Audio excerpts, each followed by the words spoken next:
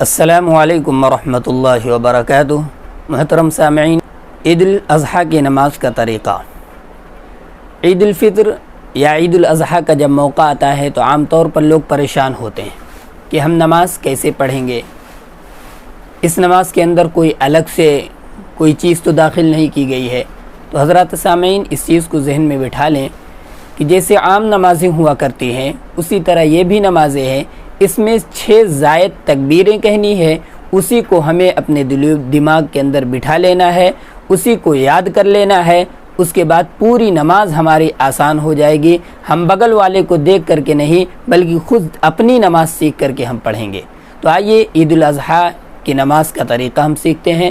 سب سے پہلے عید الاضحیٰ کی نماز ادا کرنے جائیں گے تو ہم نیت کریں گے۔ نیت کا طریقہ، نیت اس طرح کی جائے گی کہ نیت کرتا ہوں میں نماز عید الاضحیٰ کی واجب مازائد 6 تکبیروں کے، منہ میرا طرف کعبہ شریف کے، پیچھے اس امام کے اللہ اکبر۔ یہ ہے نیت جو عام طور سے لوگوں کو بتائی جاتی ہے۔ لیکن اگر کسی کو اتنی لمبی نیت نہ یاد ہو تو صرف اتنا بھی کہہ سکتا ہے کہ میں عید الاضحیٰ کی 2 رکعت نماز اس امام کے پیچھے ادا کر رہا ہوں، اس کی نیت درست ہو جائے گی۔ اب اس کے بعد نماز کا طریقہ سماعت فرما لیں۔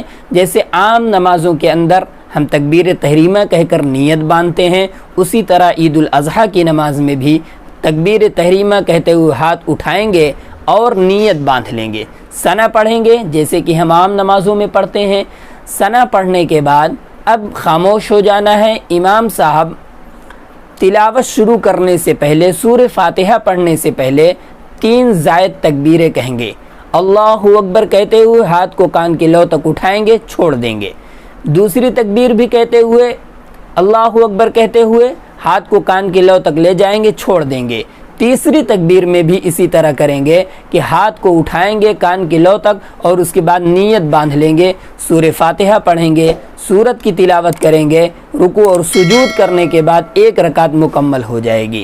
اس میں صرف 3 زائد تکبیریں کہنی ہیں، بقیہ عام جیسی نمازیں ہم پڑھتے ہیں اسی طرح عید الاضحیٰ کی نماز بھی ہم ادا کریں گے۔ 1 رکعت مکمل ہو گئی۔ اب دوسری رکعت کے لیے امام صاحب کھڑے ہوں گے، سورہ فاتحہ پڑھیں گے، اس کے ساتھ ساتھ سورت ملائیں گے اور رکوع میں جانے سے پہلے 3 زائد تکبیریں کہی جائیں گی۔ اللہ اکبر کہتے ہوئے ہاتھ کو کان کے لو تک اٹھائیں گے اور چھوڑ دیں گے۔ 3 تکبیر اس طرح کہیں گے۔ چوتھی تکبیر کہتے ہوئے امام صاحب رکوع میں چلے جائیں گے، ہم تمامی حضرات رکوع میں چلے جائیں گے۔